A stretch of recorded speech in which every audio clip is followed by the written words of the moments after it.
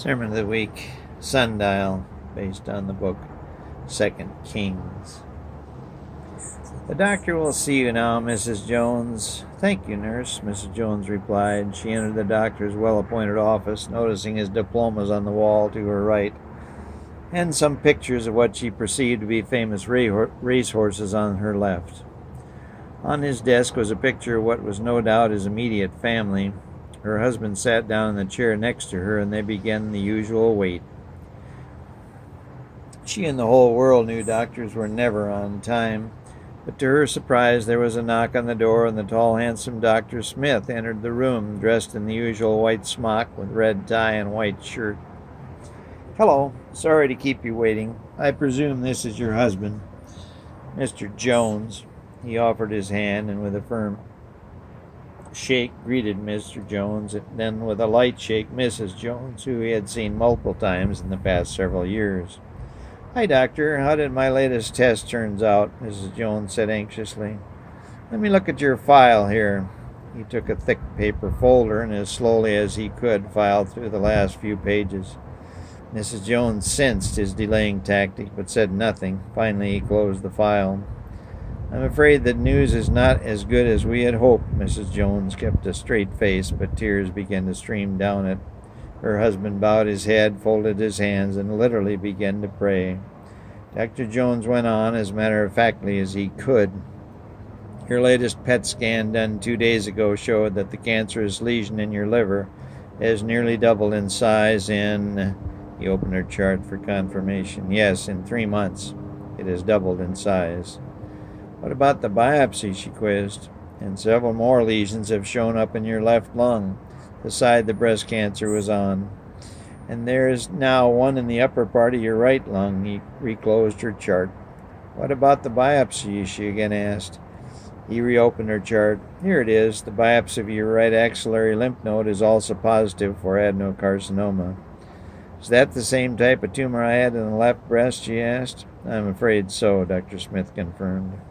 Her husband, who had now ceased his praying, asked, "So where do we stand, doctor? My wife has, by my count, had a recurrence of this evil cancer 5 times in 5 years. Where do we go from here?"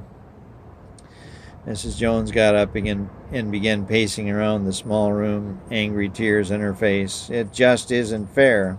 After 5 times you'd think I could win. It's just not fair. God must hate me." She kept pacing. The doctor buzzed his nurse, and she came in and put her arm around the now shaking woman. Finally, she helped her ease into the chair. The nurse took a post in the corner of the room. "I'm afraid I have nothing more to offer you. I apologize, but we have exhausted all the known chemotherapies for your disease, and you have had the maximum amount of radiation. I checked again with my colleagues and the head oncologist at the Mayo Clinic. None of them have anything more to offer, except further hospice care. We should quit using the word afraid. I am way past afraid, and you don't need to apologize. You didn't give me this cancer." The doctor was used to this type of attitude and kept a straight face. "How long does she have, doctor?" the husband asked. "Your best guess." Dr. Smith thought only briefly, then said, 2 months at most." Her husband refolded his hands and began re-praying. To the doctor's surprise, Mrs. Jones sat straight up in her chair, a broad smile on her face. "Well, honey, let's get going. I've only got 2 more months to celebrate this life, so we better get started." With that, she grabbed her husband's hand, literally tore him out of his chair, and the two exited the office. Now it came to pass in the 3rd year of Hoshea, son of Elah, king of Israel, that Hezekiah, the son of Ahaz, king of Judah, began to reign. And he did that which was right in the sight of the Lord. 2 Kings 18:1 and 3. Fame is always an interesting thing. One aspect of fame is that the most famous people are known by just one name: Abe, JFK, Babe, Arthur, Führer, Elvis, Liz, etc. Hezekiah has this attribute, as no one else in world history with his name Hezekiah is very famous. He is an interesting and unique personage in the Bible. His actions do not follow convention. As you begin to read his story, you can say to yourself, "This is really a brilliant man." But as you keep on reading, you say to yourself, "This is really a stupid guy." Hezekiah was the 13th king of the kingdom of Judah. You'll recall the nation of Israel was wrought with political strife after Solomon's death. And in 975 BC, a civil war ended in division of the nations into Judah and the northern kingdom comprised of 10 tribes. But old Abe was right. A house divided against itself cannot stand. In 722 BC, Sargon's Assyrians destroyed the northern kingdom and set his sights on Judah. Hezekiah began co-regency with his father in 729, 7 years later, and took over as sole ruler in 716 BC. Hezekiah was a keen observer of history, particularly that of Israel, and he determined that Israel only prospered when they followed the rules and laws of their true God. He set about cleaning up his country. He commanded that his country worship only the true God and pull down every idol, including the brass serpent of Moses. He expanded his kingdom by invading and defeating Israel's long-standing enemy, Philistia. As all this was going on, both Egypt and Assyria, the United States and Russia of their day, kept vigilant watch. Sargon of Assyria, who had only 2 decades earlier conquered the northern kingdom, became concerned that Hezekiah's Judah was becoming strong enough to be a real threat to his Assyrian kingdom. He and the whole world were very much aware of Israel's history. They had a keen respect for the God of Israel, the successful exodus from the other superpower of the day, Egypt, their rise to the 3rd most powerful country in the world, and the repeated miracles which could not all be ignored. So in 701 BC, Assyria's new king, Sennacherib, marched with nearly 200,000 troops to the outskirts of Jerusalem and set siege to the city. The Egyptian pharaoh took notice but did not intervene. The Assyrian newspapers for years suggested, predicted, and urged Sennacherib to wipe out this upstart kingdom of Judea, just like his father had done to the northern kingdom. Hezekiah read these newspapers like everyone else and knew Sennacherib would not wait forever. To that end, he took measures to fortify his city, Jerusalem. He strengthened the wall, and evidence that can be seen to this day. Remnants of the broad wall are still present in modern Jerusalem. An even more amazing engineering feat was the Tunnel of Siloam. Hezekiah's engineers dug a 1,750-foot tunnel from a spring outside the wall to a pool inside the city. This tunnel can still be seen today along with the Pool of Siloam. Having made preparations and putting his God first in his country, one would think Jerusalem would be safe and survive. Fortunately, Hezekiah's humanity reared its ugly head. Instead of trusting his God, he sent his ambassador to Egypt asking for their assistance in case Sennacherib decided to attack. Egypt was non-committal, knowing that assistance to Hezekiah would provoke the other superpower, something they did not want. At the time, there was a balance of power in the world between Egypt and Assyria. What neither realized at the time was that this balance was about to be destroyed forever. Hezekiah then summoned the ambassador from Assyria to his court. By this time, Sennacherib had conquered Judah's 2nd largest city, Lachish, some 20 miles southwest of Jerusalem. Hezekiah decided he better do something drastic, so he gave the ambassador a tour of the Bank of Jerusalem. He then sent an executive order to King Sennacherib. The order stated that Hezekiah would put up 300 talents of silver and 30 talents of gold if Sennacherib would lift the siege and make peace. The ambassador took the order to his king, and Sennacherib agreed to the terms. The ambassador returned the following day, and King Hezekiah was elated. He thanked the ambassador, and the city of Jerusalem broke out in a wild celebration. The church bells rang out, and the party continued far into the night. As the sun peered over the horizon the next morning, the sentries on the walls of Jerusalem, most with hangovers, wiped the sleep from their bleary eyes. They shaded their eyes from the bright sun and shrank back in horror. They saw a massive army encamped completely around their walled city of Jerusalem. In our modern world, the art of negotiation is a popular topic. So popular, in fact, that its television shows get some of the highest ratings. Our current president has made the art of the deal a household term, and the Shark Tank gives example after example of how and how not to negotiate. Hezekiah did not have the benefit of this information and put all his cards right on the table. He shared those he was negotiating with, all his information and all his assets. The Shark Tank repeatedly demonstrates this method will almost always end in failure. Hezekiah was no exception. God's prophet in the days of Hezekiah's reign was Isaiah, probably one of the most respected and honorable of all biblical prophets. Hezekiah listened to the counsel of this prophet, but often delayed acting on Isaiah's recommendations. How often does humanity follow this course? We come up against some difficulty in our lives. We know from human history the proper way to deal with it, but we choose a different course of action, a shortcut, if you will. We need to do well on a test for a passing grade, and rather than studying diligently, we obtain an answer sheet, ensuring our success. But how do we perform in the final test when an answer sheet is unavailable? We notice a beautiful girl across a crowded room. We need her. We make a move on her, and instead of developing a conversation, we slip a drug in her drink. The consequences are often disastrous. We try to sell our idea to an interested party and lay all our cards on the table, holding nothing back. The party, realizing our idea is not that great, moves on. Had we held something in reserve, the outcome of the negotiation might have been different. This is not rocket science.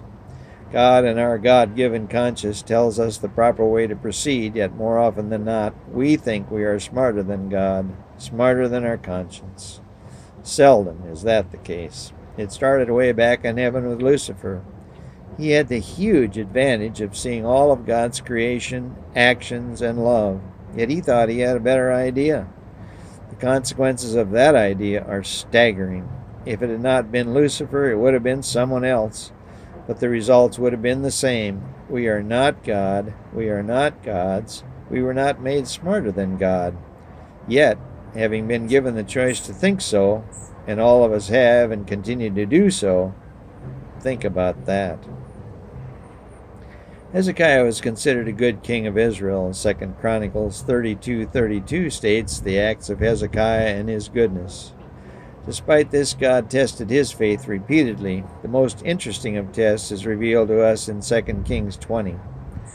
Hezekiah fell ill and became very sick. The prophet Isaiah gave him a visit and told him to get his affairs in order, as he would soon die of his illness. Hezekiah already suspected the worst and became more and more depressed. But he also realized his affairs were not in order. His city was under siege.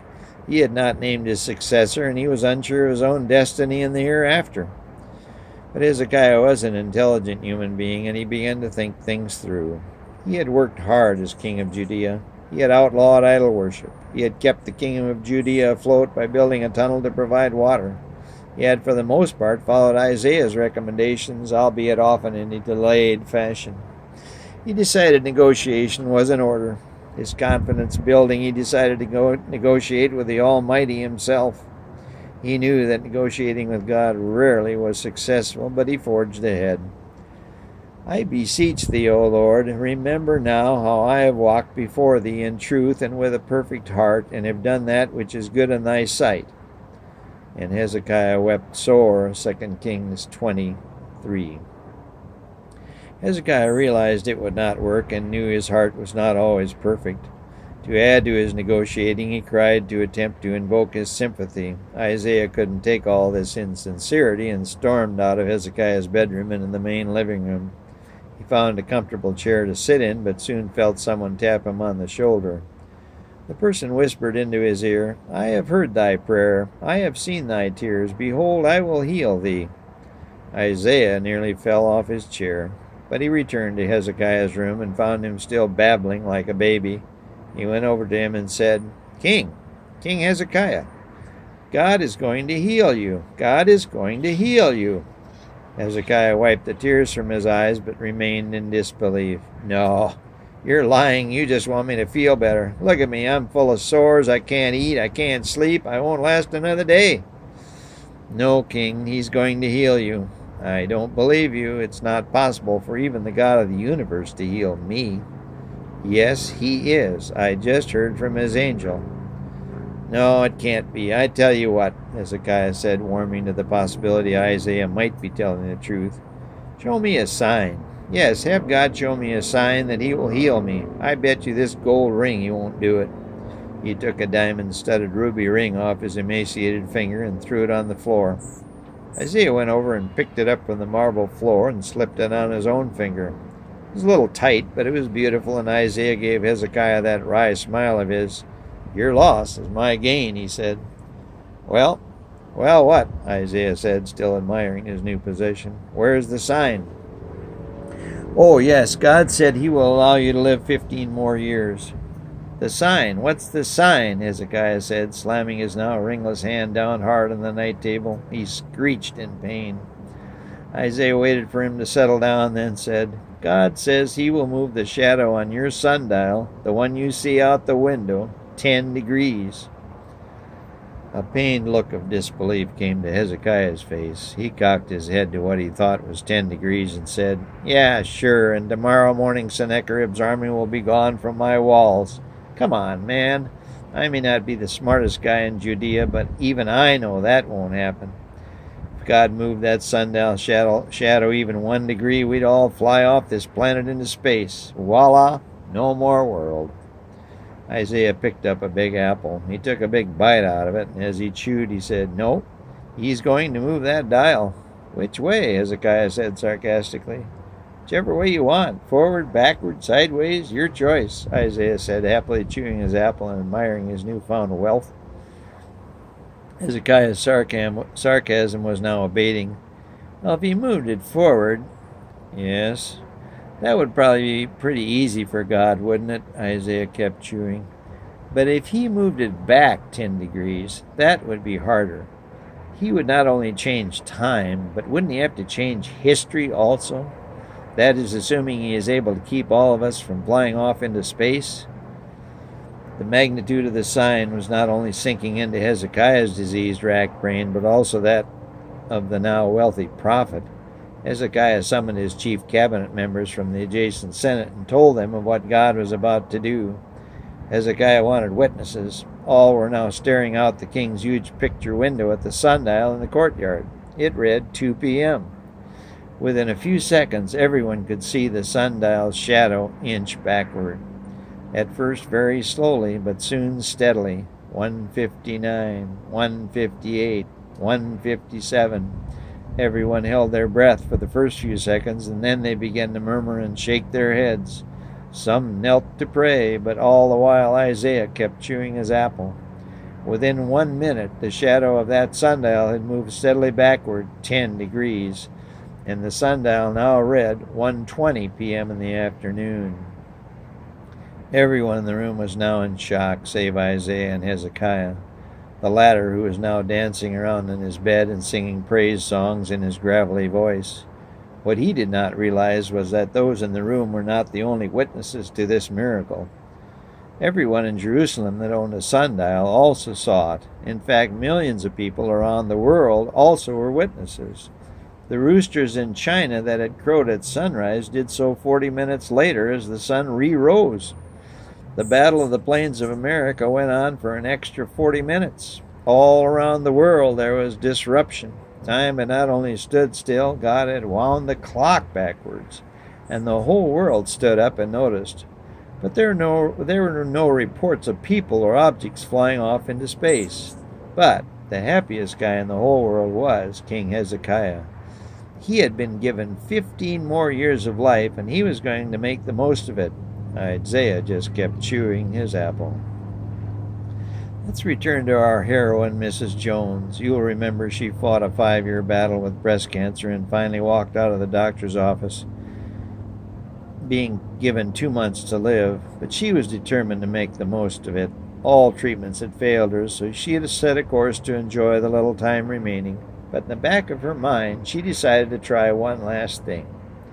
She fired up her computer and began her own research. She read of people trying diets and exercise, yoga, meditation to fight cancer. Though usually unsuccessful, she had nothing to lose, so she made a wholesale lifestyle change. To her amazement, and to those of her family, friends, and physicians, the 2-month deadline came and went. Another month went by, and still she felt about as she had 3 months before. Month after month came and went, and she was still alive. She was certainly not her old self, but she was still alive and able to be active. The months turned into years, and year after year passed, and she didn't die. Though she is not disease-free, she is alive and active to this day and does all she can to enjoy her Hezekiah years. No doubt some of you have been given a second chance at life, or at least an extension. In fact, we all have. Most of us have had some near-death experience. Maybe we didn't even realize it.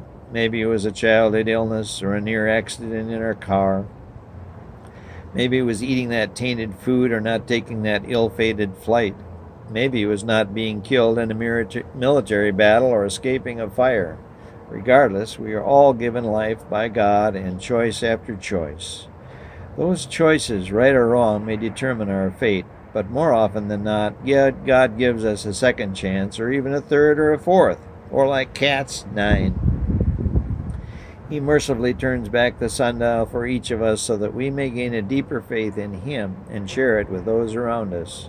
He wants every one of us to believe that He is the true God, our Creator, and the one who sent His only Son to save us so that we may spend eternity with Him.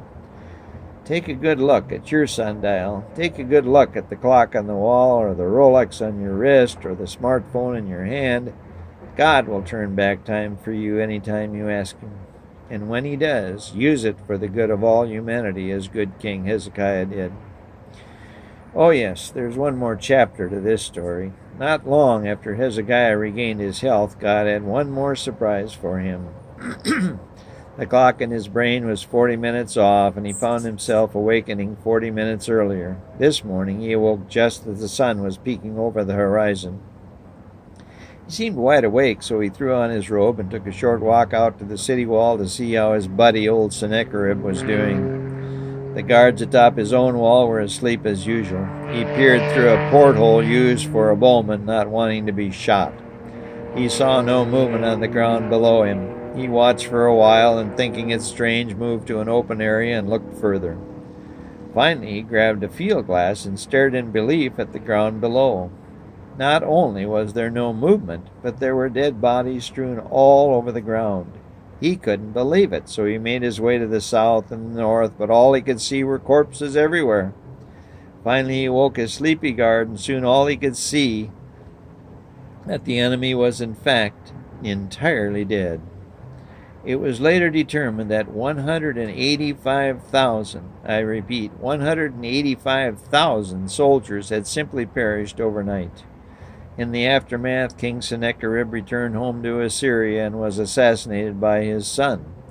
Assyria was never to challenge Judea again. However, the word of Hezekiah's wealth, the wealth he had shown his enemies, would come back to haunt him.